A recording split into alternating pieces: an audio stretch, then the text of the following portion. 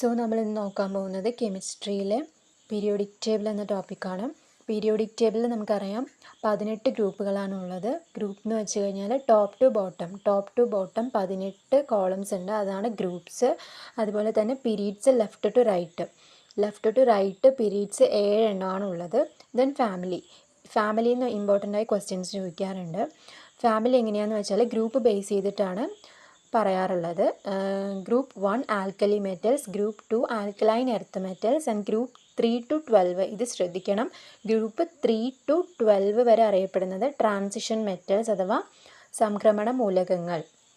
Then group 13 boron family, group 14 carbon family, group 15 nitrogen family, group 16 oxygen family, group 17 halogen family or fluorine family എന്നും അറിയപ്പെടാറുണ്ട്.